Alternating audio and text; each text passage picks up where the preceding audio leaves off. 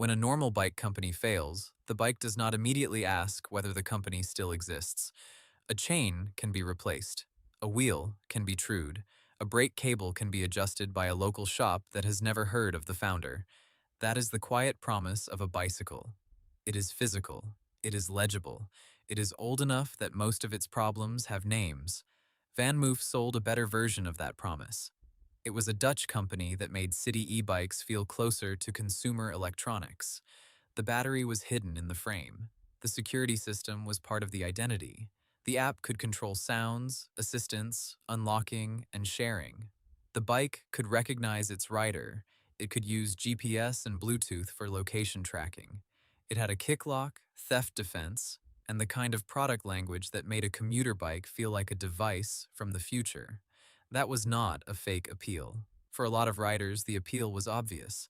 Most e-bikes looked like normal bicycles with a motor bolted onto them. VanMoof looked integrated.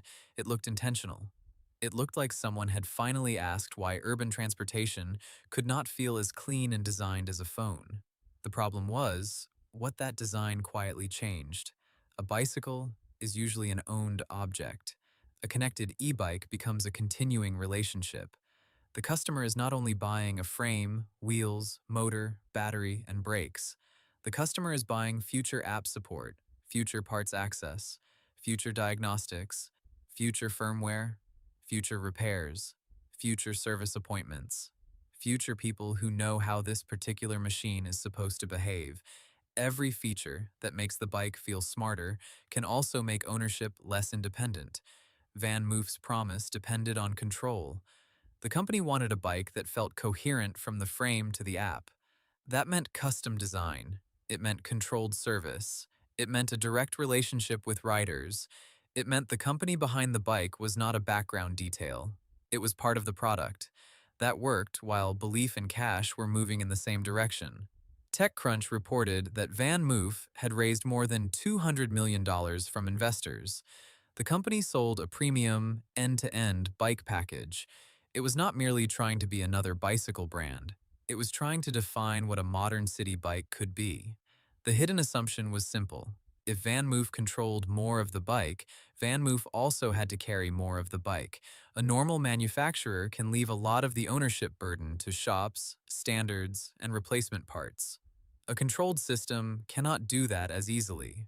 When a customer has a weird electronic problem, a custom part problem, an app problem, or a repair delay, the brand is still in the room. That is the part that makes the story more interesting than a boom and bust startup headline. VanMoof did not just run out of hype, it took a very old category and made it depend on a younger kind of support model. That support model had to scale with every bike sold. By late June 2023, the pressure stopped being theoretical. TechCrunch reported that VanMoof had stopped taking orders as of June 29th. The first visible explanation looked technical. The site could not accept new bike or accessory orders. The company later said the sales pause was intentional and would let it catch up on production and delivery of existing orders. That answer mattered because it sounded temporary. A company pausing sales to catch up can still look healthy. A company pausing sales because it cannot sustain the machine behind the sales looks very different. At the time, TechCrunch also reported that VanMoof was seeking a bridge round and that earlier paperwork showed it needed to raise money to stave off bankruptcy. So the customer-facing symptom was a pause. The business-facing problem was liquidity. That is the first loop in the failure. VanMoof had built a bike that asked customers to trust the company after the transaction. Then the company reached a moment when it needed investors and buyers to trust it before the next transaction. For a normal bike company, bankruptcy is still bad. Orders can disappear, warranties can become complicated, stores can close, but the object in the garage is still closer to the rest of the bicycle world. With VanMoof, the anxiety was sharper. Axios framed the risk bluntly after the failure. It argued that e-bike buyers face a repair and maintenance problem when proprietary parts and sophisticated software require manufacturer support. If the manufacturer disappears, the expensive object can begin to feel less like property and more like a stranded device. That does not mean every VanMoof became unusable. That would be too broad. Many owners kept riding, communities, and competitors also looked for workarounds. But the risk had become visible. The question was no longer only, how good is the bike? The question was, how much of this bike still belongs to me if the company weakens? Le Monde later wrote that VanMoof's bankruptcy left roughly 200,000 owners worried about their connected electric bicycles. The worry itself is the point. A brand had sold control as confidence. When the business behind that control broke, control became a dependency. The most revealing part of the story comes after the bankruptcy. Under McLaren applied ownership, the repair strategy changed. Le Monde reported that the new owners viewed VanMoof's internalized network as one of its weaknesses. Distribution and sales moved toward third parties. Repair center expansion became central to the restart. That is a quiet admission in operational form. If the old promise had been, we will make the bike more coherent by doing more ourselves, the new promise became, this only works if the service system is wider than the company. The same pattern appears in the product changes. The Verge's 2025 Hands-On with VanMoof's S6 described the first new e-bikes under the new leadership after the bankruptcy sale. The story focused on trust.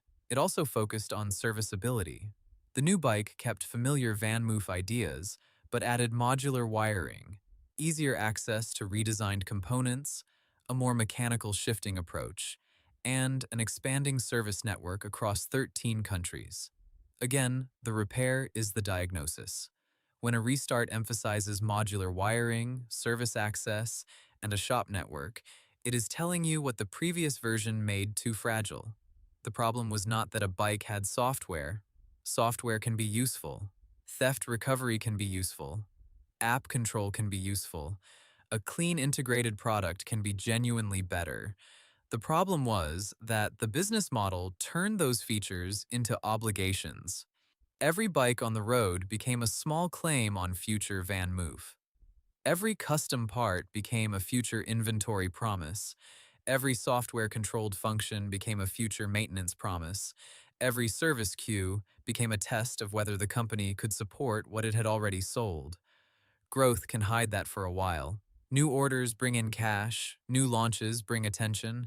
Investors can believe the service burden will become more efficient at scale. Customers can believe the brand is strong enough to be part of the product forever. Then the direction changes. If orders slow, if warranty costs rise, if repairs take too long, if parts are too specific, the controlled system loses its advantage. It no longer feels clean, it feels narrow. The same vertical integration that made the bike feel special can make the owner feel trapped.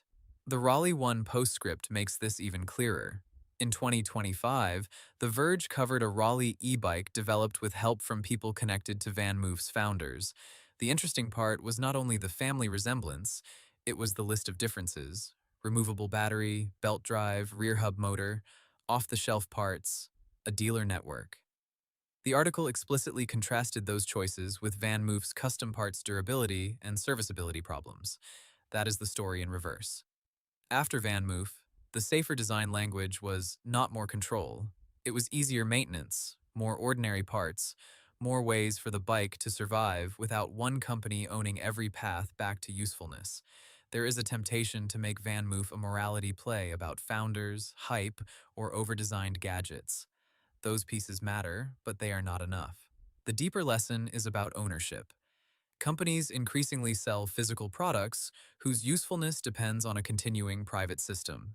Cars, bikes, speakers, cameras, appliances, locks, thermostats, and tools can all become partly dependent on software, accounts, apps, parts access, and remote support.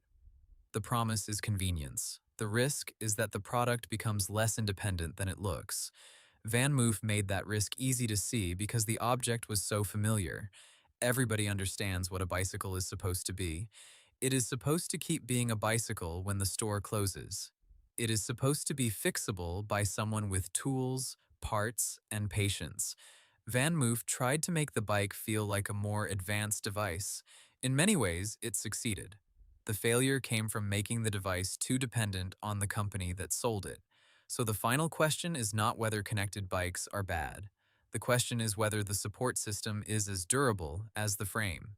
VanMoof's frame looked like the future. The dependency underneath looked more fragile, and when the company broke, riders learned that a smart bike can still ask the oldest ownership question in the world. Can I keep using this when the seller is gone?